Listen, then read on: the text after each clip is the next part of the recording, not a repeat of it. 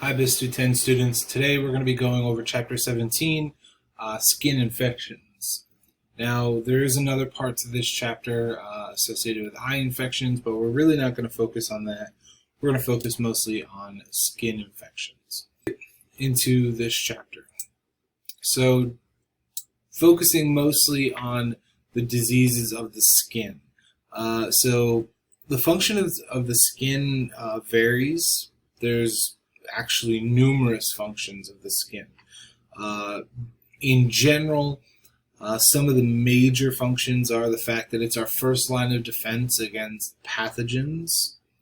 So, i.e., it's a physical barrier. We sweat, perspiration, and we produce sebum, which is the oils that make our skin kind of soft. That all three of these functions and products are really important in maintaining the health of the skin, but also maintaining the microbial population on the skin. So there are two major parts to the skin. There's the epidermis, which is the outermost layer, and it's a bunch of flattened cells, what we call squamous cells.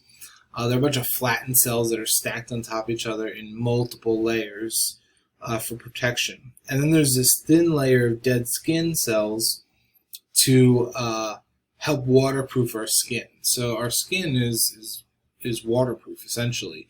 It regulates how much water we lose from our body. And again, it is our first line of defense. The innermost layer, or the inner layer, is the dermis, which is this thicker portion right here. So this is all the dermis, and then up here is the epidermis. Now, the dermis is this thick portion of skin made up of what we call connective tissue. That could include loose and dense connective tissue, fat tissue, nervous tissue. We could have all these different types of tissues that are found within the dermis. When it comes to portals of entry for microbes, there are several. For instance, a sweat pore is a portal of entry for a pathogen or a bacteria in general to cause infection. The hair shaft, or the hair follicles, and then the oil glands, the oil glands right here. All these are places where you can get skin infections, and they can enter through multiple portals. But again, we do a few things to help prevent this from happening. So first is perspiration. So we sweat, right? The sweat that we produce, if you've ever been exercising and accidentally gets in your mouth, it tastes very salty, right? That is because it has a high salt concentration.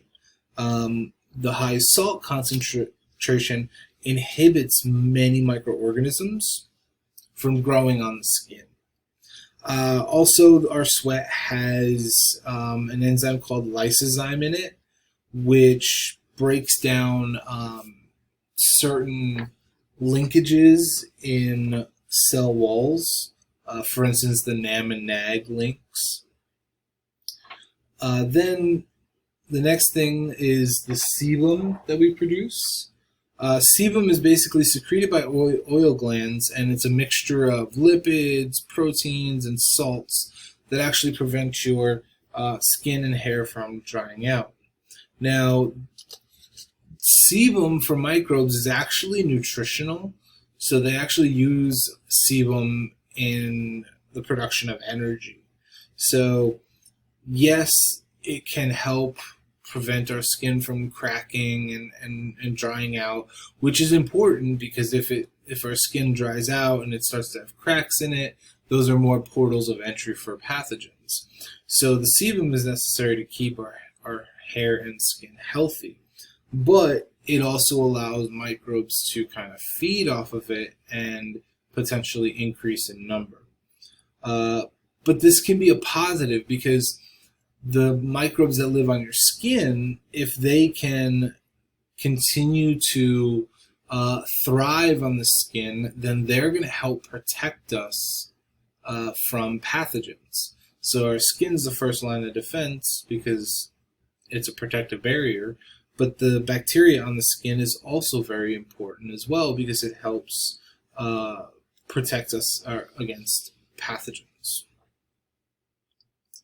Now, our normal microbiota of the skin is really diverse, and here are some important factors. Mostly gram-positive organisms like staph and strep, with the exception Pseudomonas, which is gram-negative. They're obviously very resilient, right? Our skin is exposed to air and heat and all these external forces, right, on our skin that the bacteria that live there have to actually be really resilient and can survive this. They are salt tolerant because we just mentioned that perspiration has salt in it, so our sweat has salt, which inhibits many microbes, but not all. And you'd expect that the ones that live on the skin directly, on top of the skin, are going to be aerobic, while some of the ones that live more towards the base of a hair follicle, those are going to be more towards the anaerobic side of things. So aerobes like Staphylococci, they have no problem living on the skin.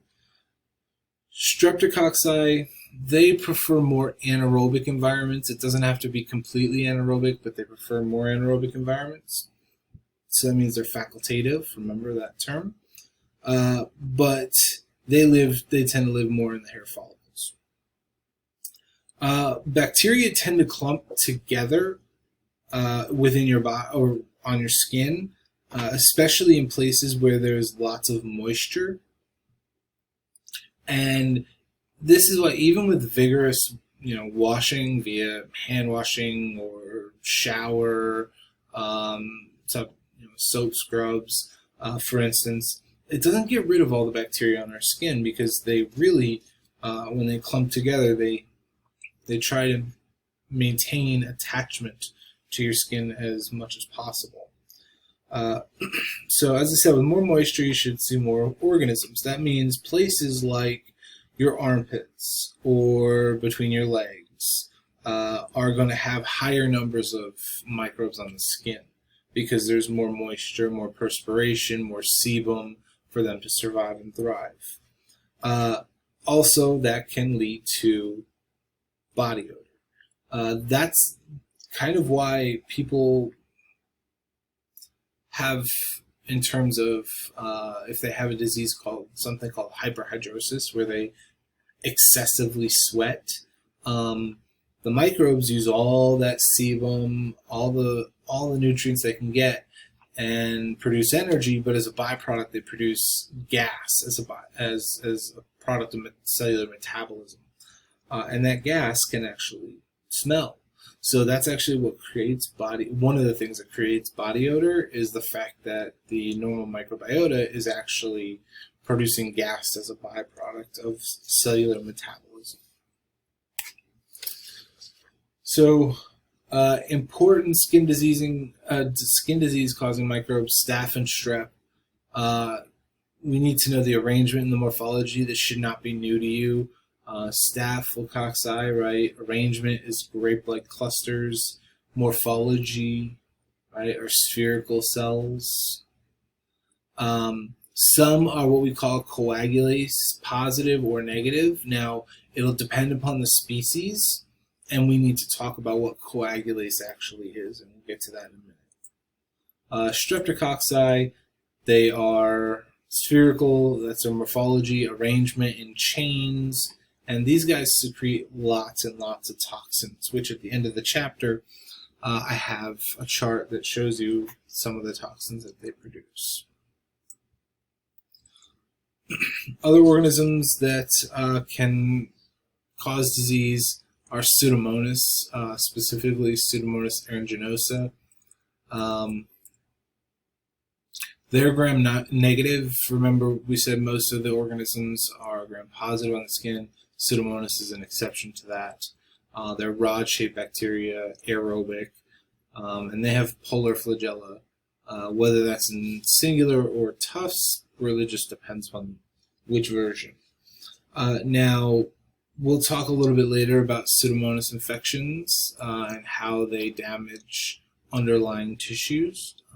And they're pretty severe opportunistic pathogens.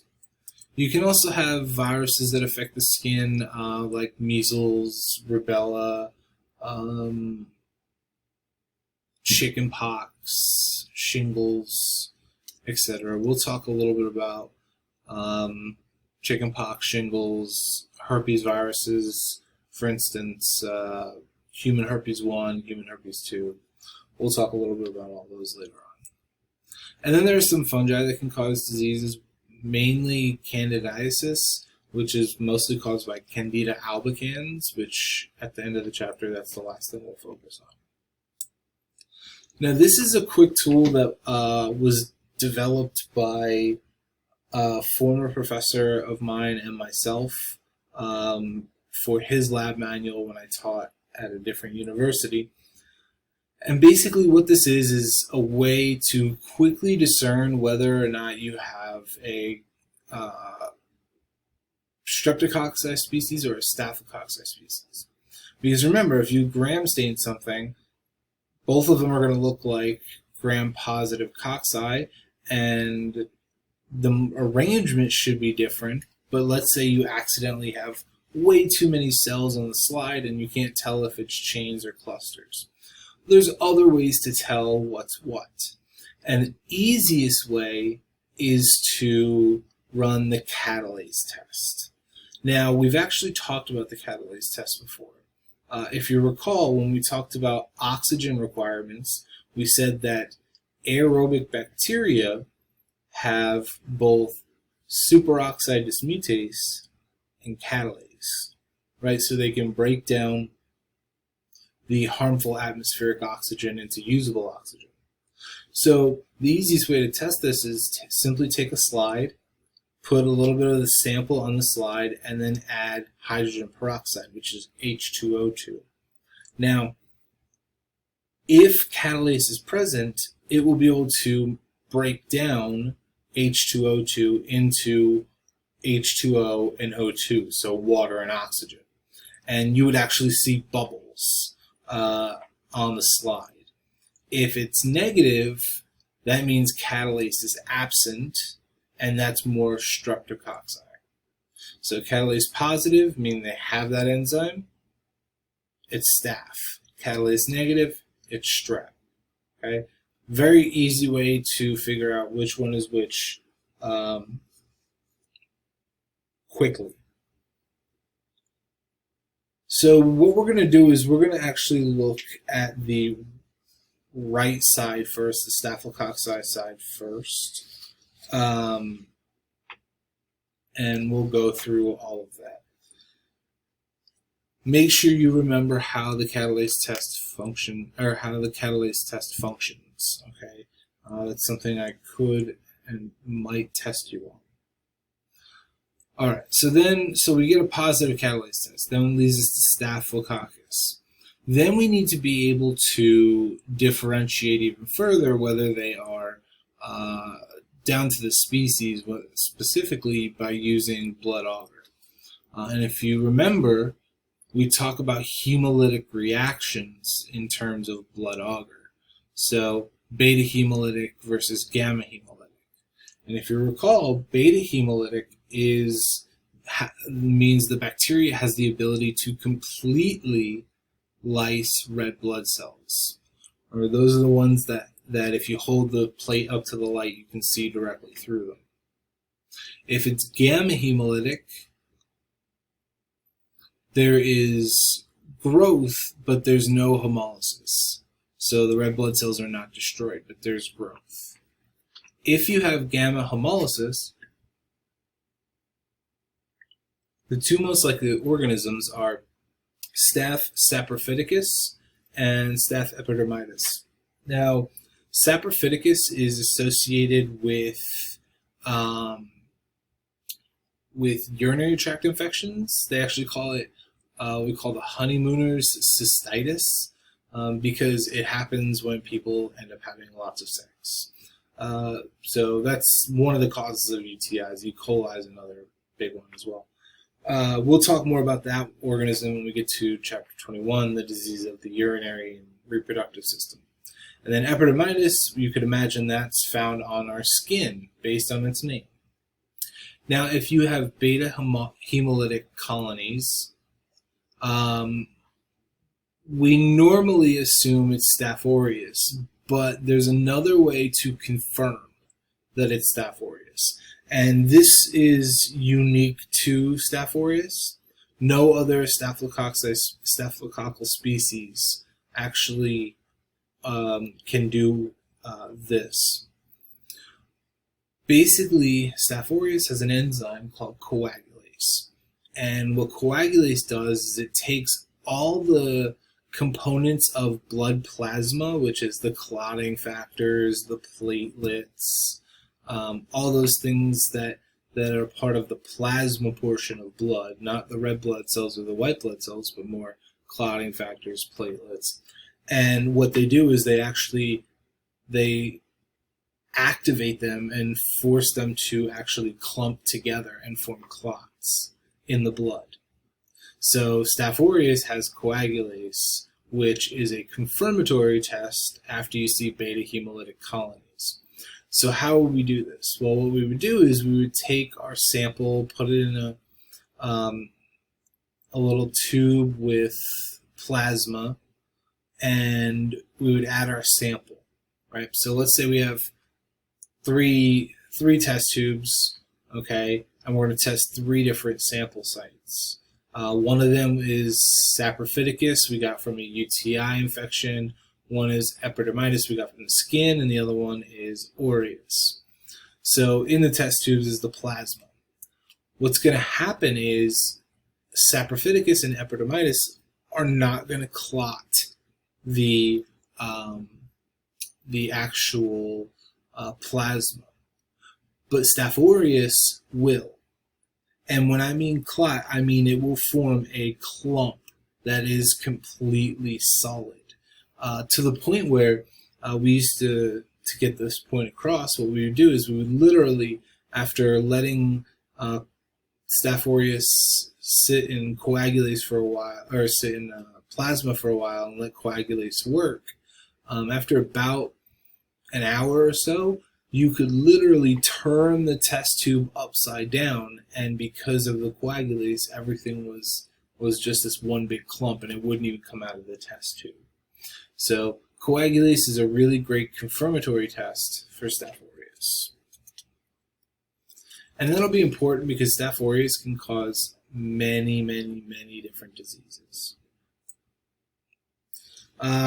General staphylococci characteristics, we know this: gram-positive, cocci, great blood clusters. It is catalase positive, and make sure you remember that this means it has the enzyme catalase, which makes it break down hydrogen peroxide into water and oxygen. And there's the actual formula. You have H2O2, which is then broken down into H2O and O2. And when you see this on a slide, you actually see bubbles. Grows really well on most media. They're facultative anaerobes, but they're fine for the most part when it comes to growing on the skin in general. So some common info on skin infections from staphylococcal skin infections. We know that from Lab 8 that Staph aureus can be a common microbe in our nasopharyngeal region, meaning our nose, and in the space between the cavity, the space between our ear and our nose, that nasopharyngeal region. It can also cause nosocomial infections, like surgical site infections. There are so many virulence factors that allow it to cause infections and avoid the immune system. We'll talk about that. And some of the diseases it causes are some abscesses, what we call scalded skin syndrome, and something called toxic shock syndrome. Now, the last one, TSS, toxic shock syndrome, is something you may have heard of before, especially if you're a woman, because if you use tampons, what happens on the side of the box is there's a warning that says tampons need to be changed every so often because there's a risk of toxic shock syndrome. Now, basically, what happens with toxic shock syndrome is that when you, in association with tampons, that provides a really good environment for staphylococci to actually grow. So that's why changing tampons every few hours, sometimes, or even faster than that, is necessary because it helps prevent TSS. Basically, the symptoms associated with toxic shock syndrome are high fever, low blood pressure, rash in some cases, not all, and even vomiting and nausea. There was many years ago a company who created what they called the first overnight tampon that could be left in for 10 to 18 hours, they claimed. And what happened was people thought this was great. They used it. It provided a perfect environment for staphylococci, specifically Staph aureus, to colonize, to grow, to produce toxins, to cause illness and cause toxic shock syndrome. And people died from this because of all the colonization, they were able to move into the bloodstream and trigger TSS, and people died. That product actually was pulled off the shelves after, I believe it was less than a year, because of all the cases of toxic shock syndrome. Leaving tampons in for too long can lead to that.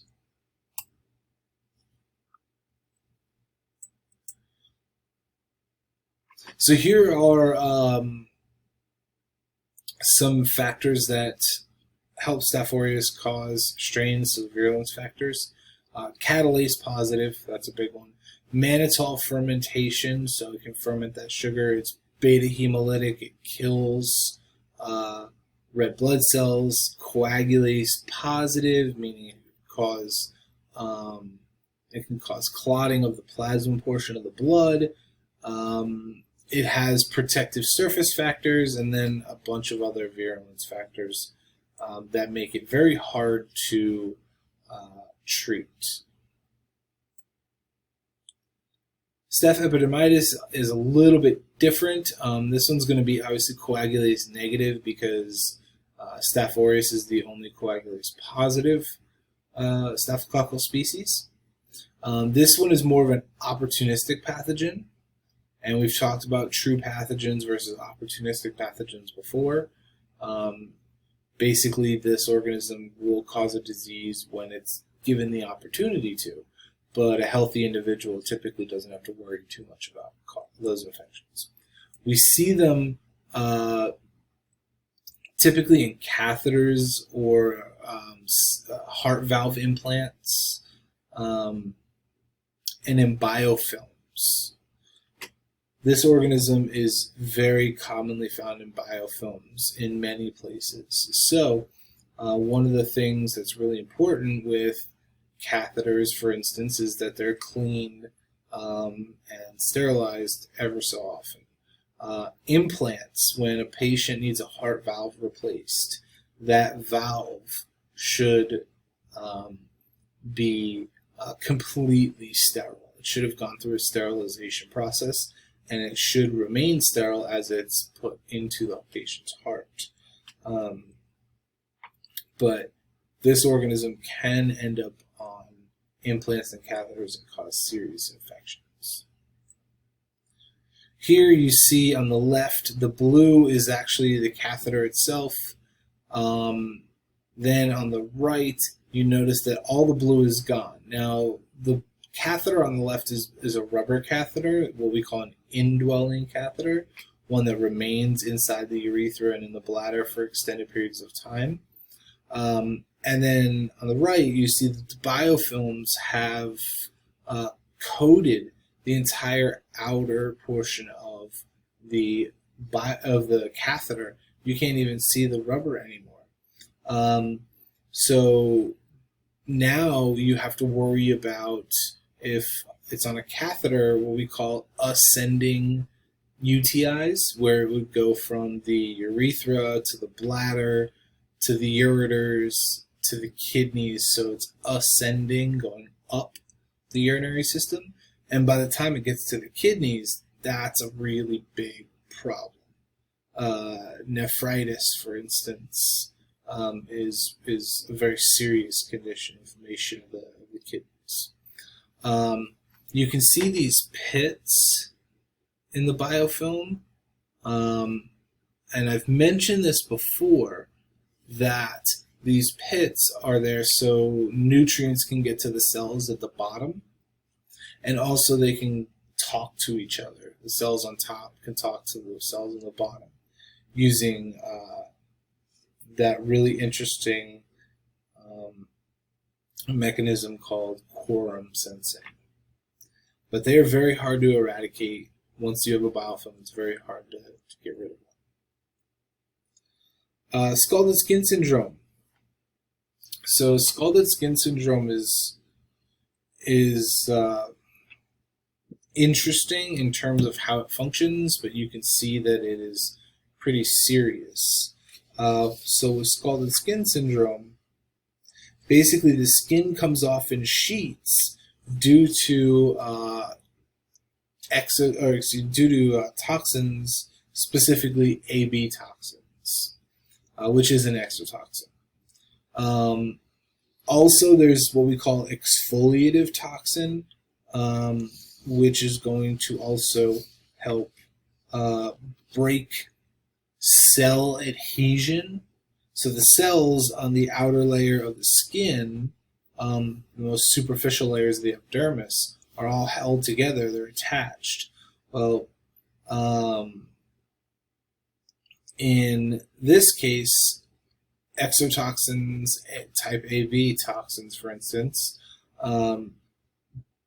trigger the skin to almost peel, and the exfoliative toxin breaks cell adhesion. So it looks like almost as if you have sunburn, and the skin is starting to peel because of the sunburn. However, this is much more severe. You can see on the hand here how swollen the hand is. Okay, you can see how swollen the hand is. It's not so apparent here, but there is this portion of the back, the neck is pretty swollen as well. So inflammation is one of the signs of scalded skin syndrome.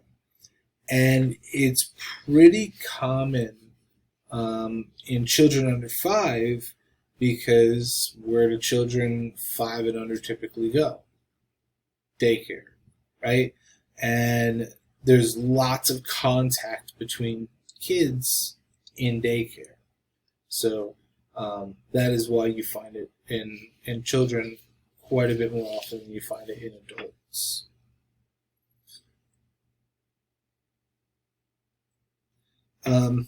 Before we move on to the next slide, which is impetigo, let's talk about treatments for this really quick.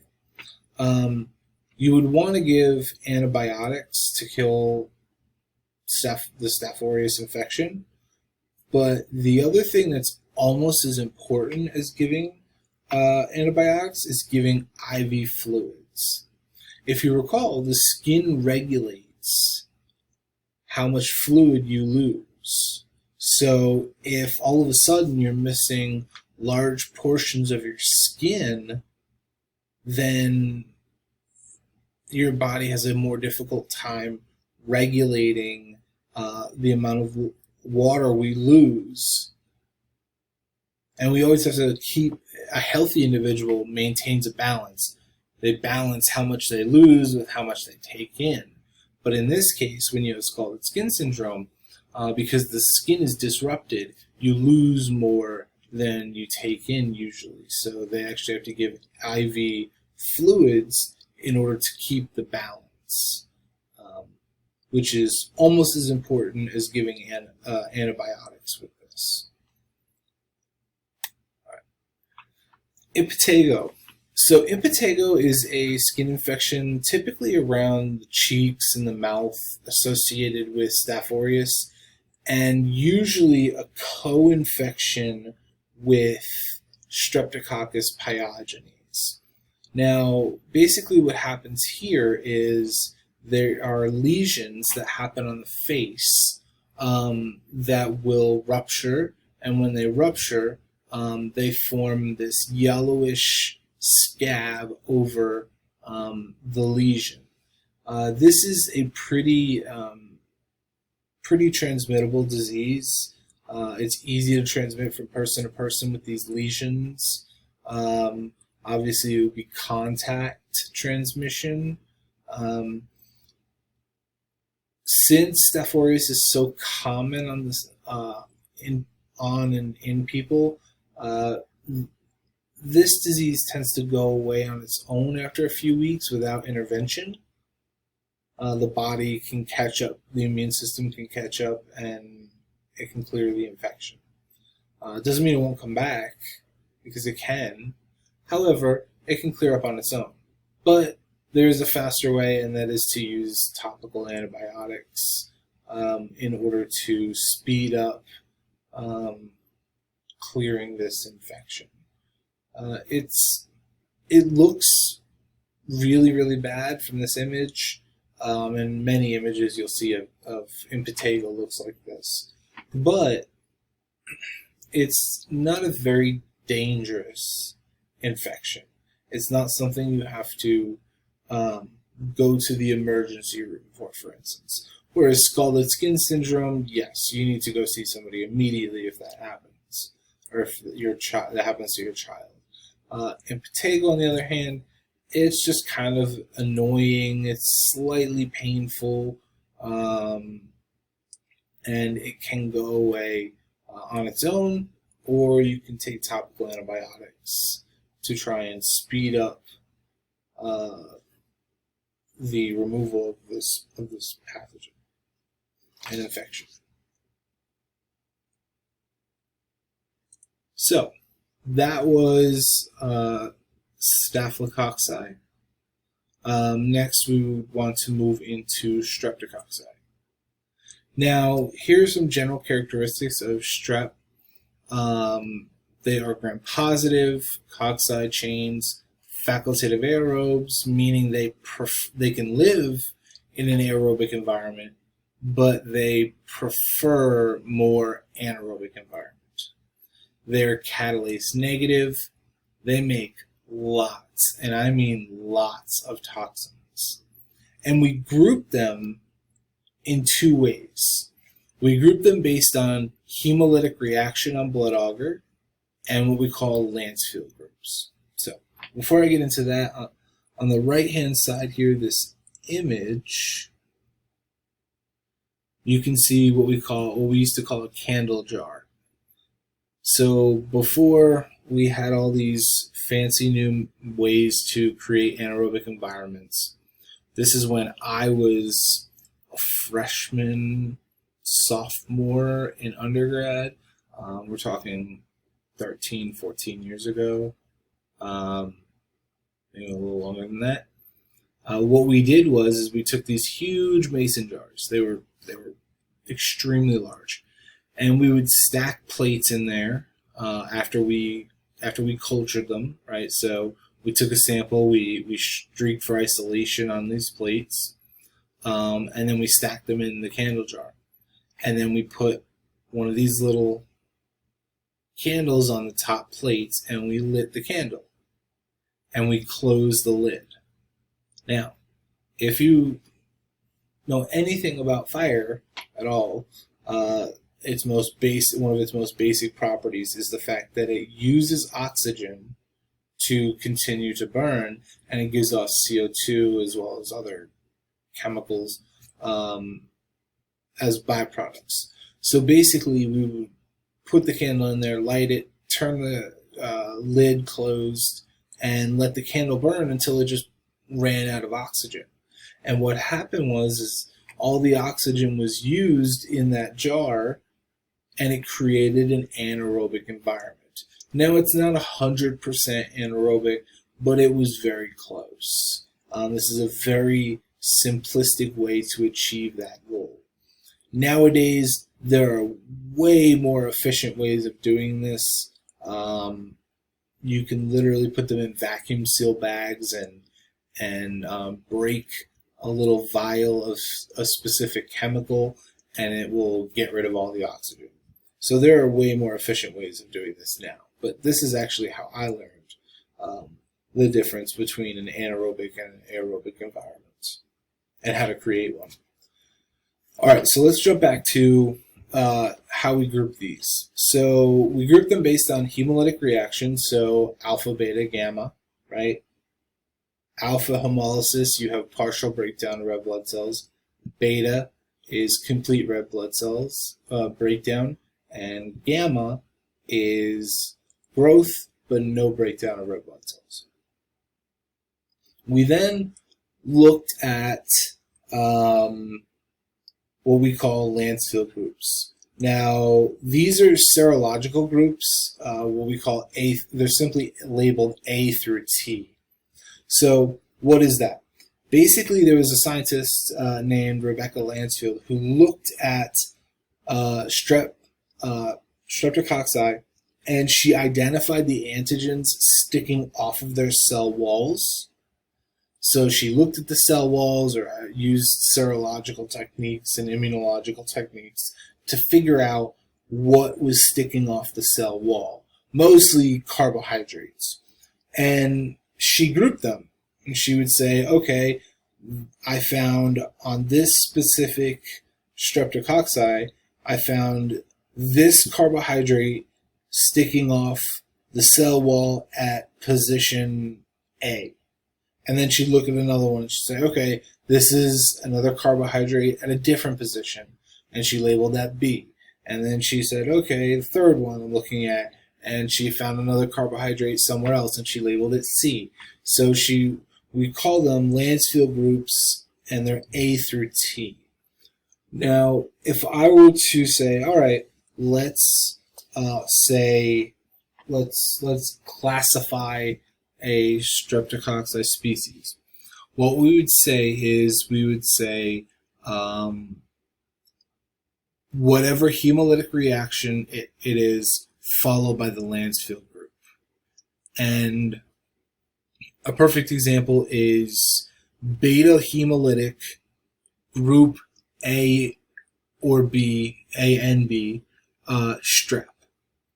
Okay, so the most pathogenic organisms in the genus Streptococci are beta hemolytic, and they fall into group A and B, groups A and B. So that's how we actually classify them. And I'll show you an image in a minute. Here is some of the skin infections that I was talking about.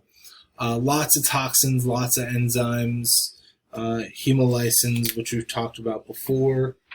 What else? On the right is impetigo. This is more of destruction of tissues. You have localized inflammation here. So this is all swollen. You can see it's swollen in this area as well. Hemolysins, we know they destroy red blood cells. Oops.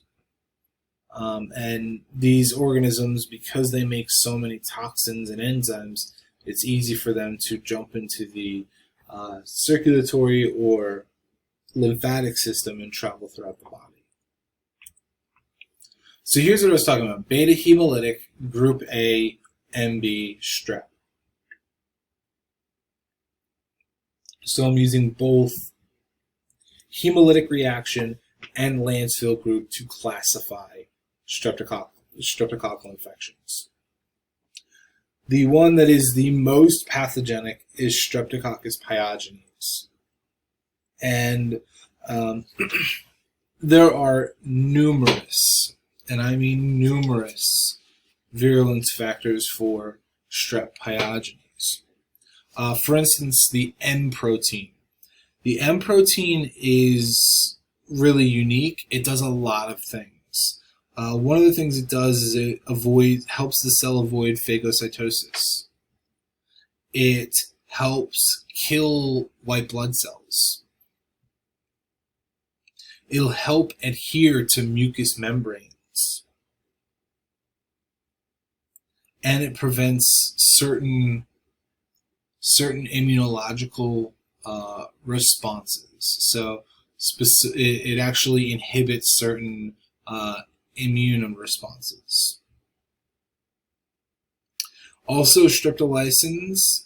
So these are going to be toxins that work at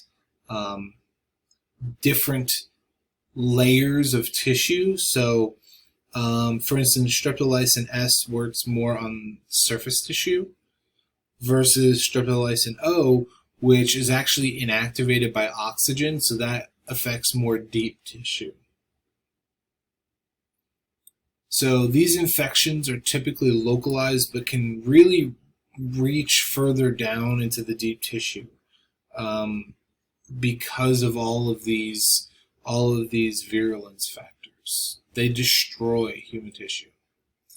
The toxins can stimulate the immune system to help damage the flesh. So, for instance, it's not even the bacteria that does this per se in a direct manner. Sometimes it's actually our own immune system that does the damage.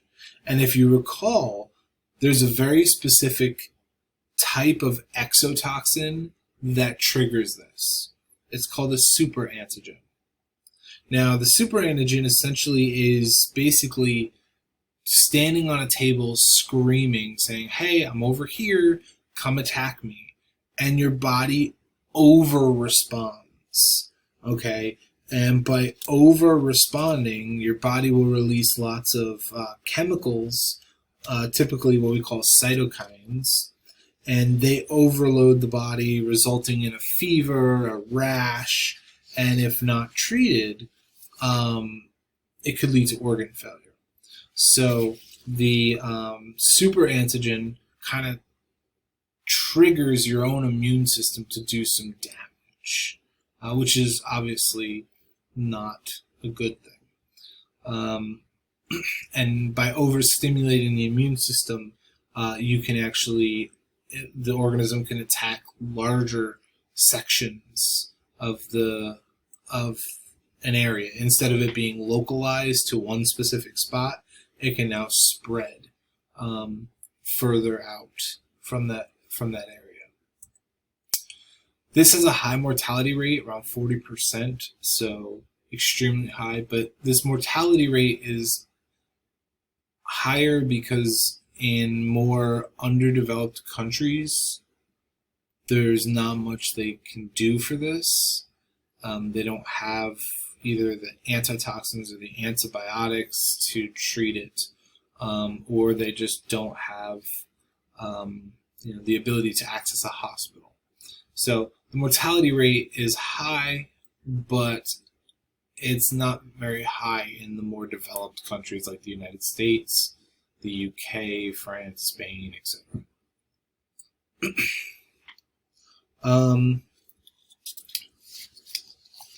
Before we talk about papillomaviruses, I just want to mention one more thing with this.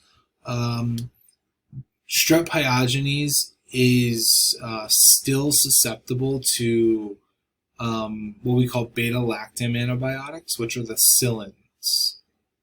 So strep pyogenes, we haven't seen too much resistance yet. and it's still susceptible to psyllins. And in a lot of cases, when treating streptococcal infections, especially group A and B, you usually use broad spectrum antibiotics because there's almost, I don't want to say almost always, but almost in majority of the cases, you have a co-infection. Okay, so usually there's a co-infection with this. Papillomaviruses, these are viruses that cause warts. Depending upon where they are, there are different terms for each of them. So plantar is on the feet, seed is hands and toes, genital warts, and then flat warts are anything you really find on the body. There are lots of versions of papillomaviruses. They do cause warts. There are several that cause genital warts. So you may have heard the term HPV, human papillomaviruses. Those can cause genital warts. With that, you have to be very careful because there are within the subgroup of papilloviruses that cause genital warts, there's even a smaller subgroup. I believe there are versions like 16 and 18. So there's roughly 20-something versions of the papilloviruses, but like 16 and 18, I believe, tend to be associated with reproductive cancers. So uterine cancers, penile cancer, ovarian cancers, etc. So papillomaviruses can actually be associated with cancers, certain versions of the virus. Okay, so yeah, it's rough. I think it's version 16 and 18, but there are quite a few versions. But there are only a couple that are associated with cancers. In some cases, for instance, flat warts, they're just there. They're not. It's not something that's overly concerning. When it comes to HPV, human papillomaviruses, men are typically more asymptomatic carriers than women. So men can have HPV and transmit this a lot easier to women than the other way around because women tend to be more symptomatic. Doesn't mean all women are symptomatic. Some still are still asymptomatic, but men are more asymptomatic. We do have a vaccine for this. I believe it's called Gardasil, that is recommended for teens, essentially, between the ages of 13 and mid-20s, to get that vaccine to protect against the versions that have a high link with cancers, specifically cervical cancer. So there is a vaccine for this, and it is something that is highly recommended. All right, Pseudomonads.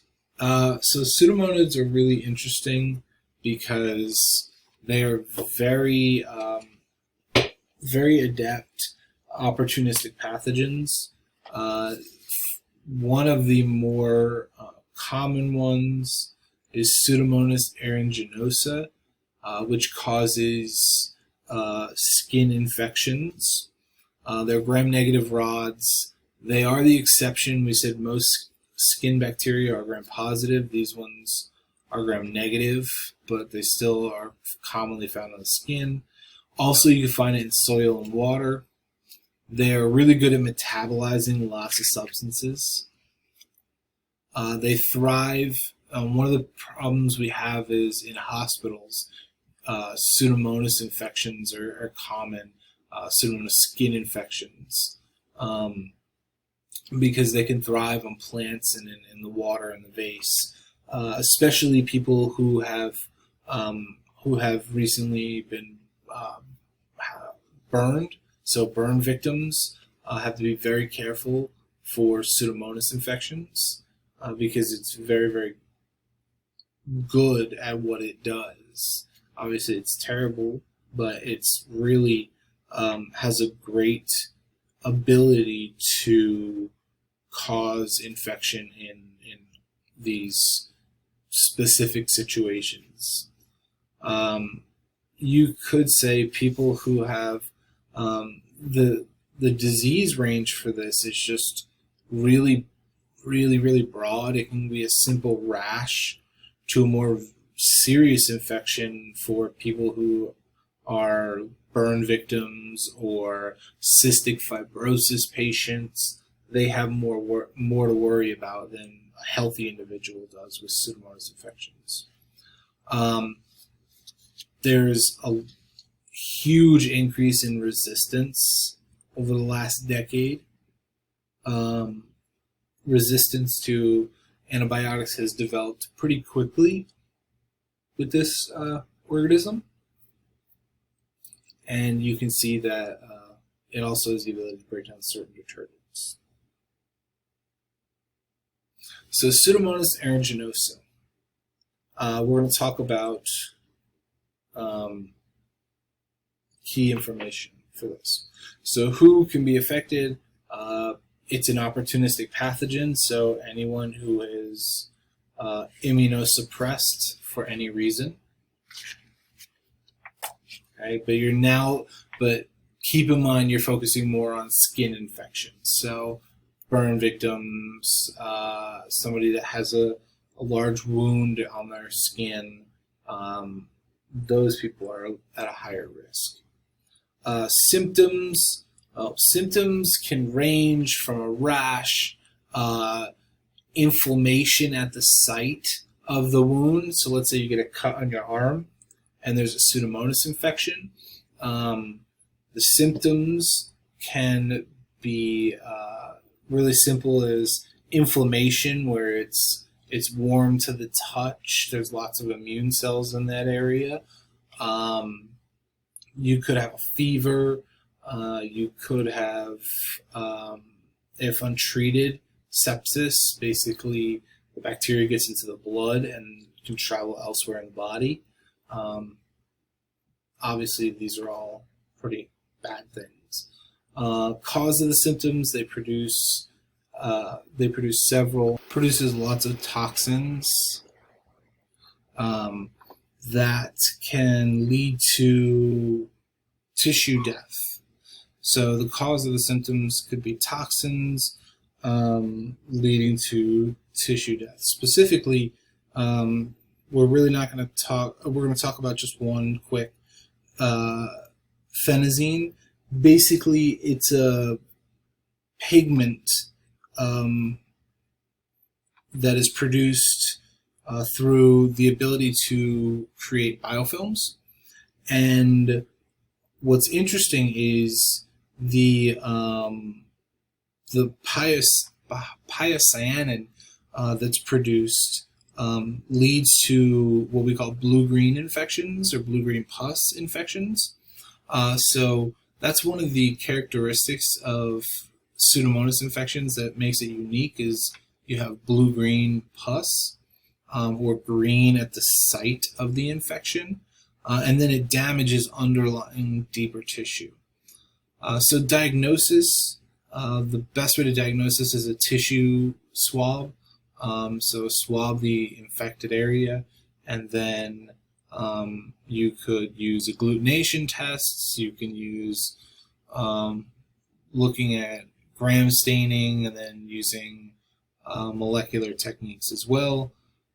Treatment: antibiotics for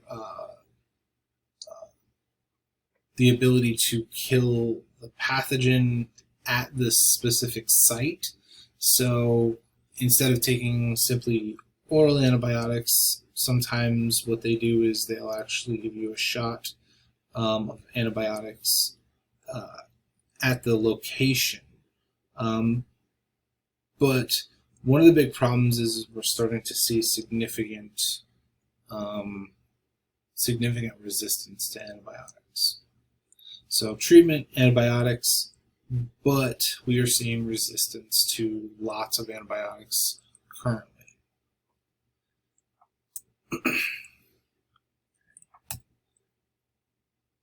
And this is just talking about how people who are burn victims have a higher risk of skin infections with Pseudomonas.